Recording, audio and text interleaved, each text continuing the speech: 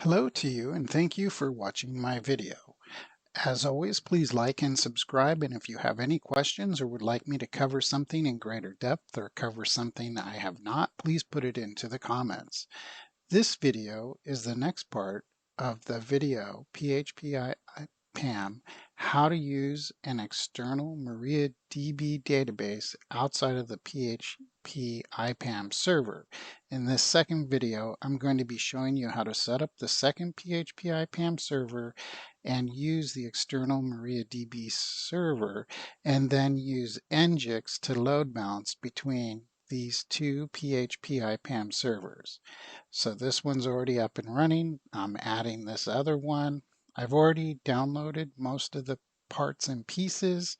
Let's get HTTP enabled and the firewall set up here in a second, and verify that our web server is up and running.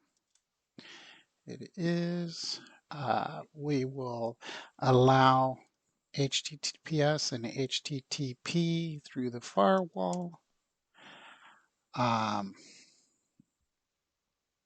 We will need to add the MySQL client, as we did in the first video for the first PHP IPAM server. The next part, we'll need to enable FPM. Let's restart HTTP. And then to the fun part, let's clone PHP IPAM into our web server. And okay, we're almost done. A couple more folders to clone.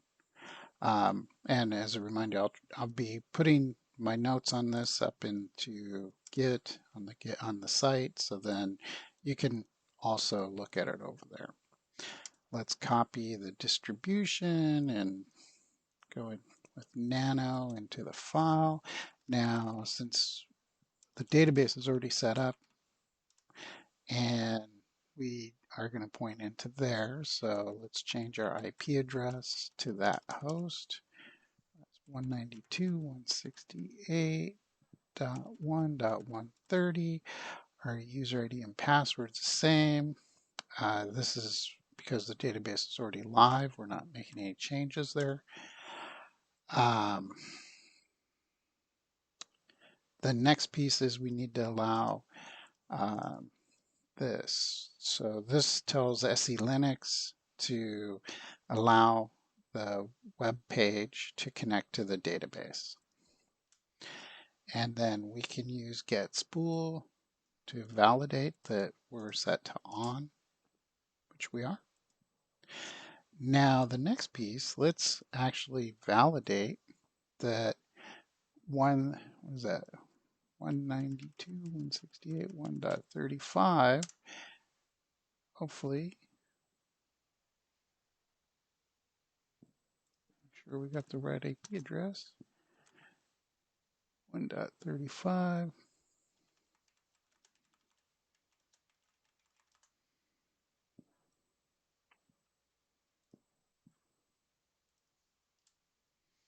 Install scripts disabled. Okay, so in my config file, you'll see I'm on the wrong database. I typed a 139 instead of 130. So hopefully if I go back over here and I try to bring this up, and there we are. So that was a mistake on my part. And if I log in, and there we go. So there's 135, which is the second server. And if I go to my original server, which is this one,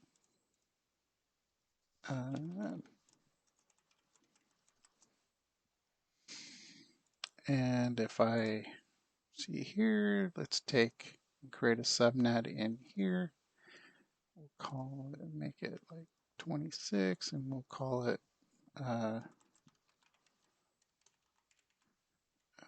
complain about that. So let's do that. So if I go over here, original servers. So 2 different IPs editing with the same database. So let me get this out of here. Now the next piece we want to go to is our Nginx box. Now, I believe I've updated it, but let me double check here real fast. Sometimes I think I did and then I didn't. So yeah, I did. Okay. So let's go ahead and install Nginx.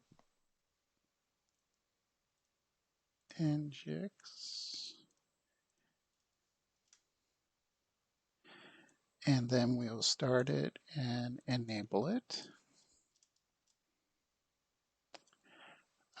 We need to allow our HTTPS and HTTP through the firewall, right?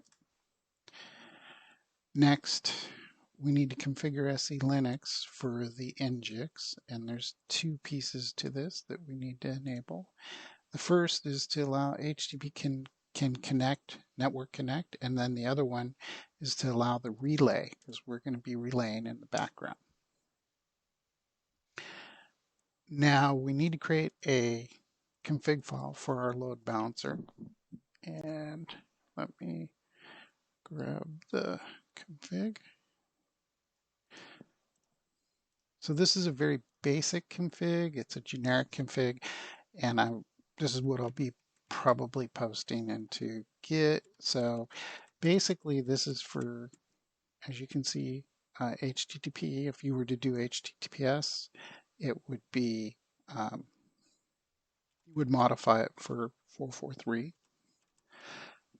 And I think I'll do a second video to demonstrate how you can get the status page and what's happening here. Now, my first server is 55, so we'll change that to 55. And then our next server is 35, 192.168.1.35. And then for here, this is the name of our server. So this can be anything. I'm just going to call it the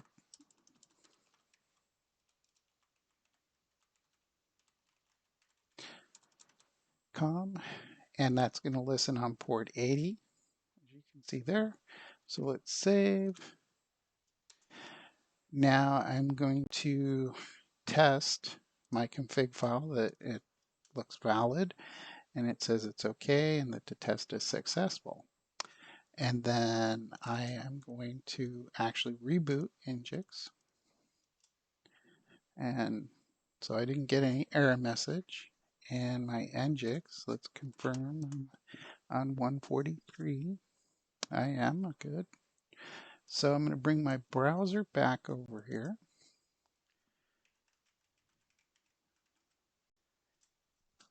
Well, that's a good sign. That means we're getting through to at least one of the 2 servers over here.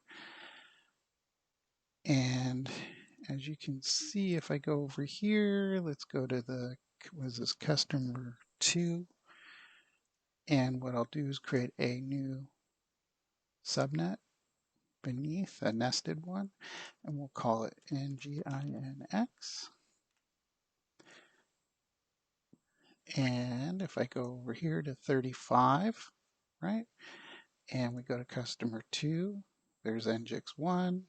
If I go over here, we go to customer 2, there's Nginx 1. To reverse, so back up to Nginx, I could make my changes over here, and let's say we'll make this a /29, and we'll say, what is this, PHP1, I believe.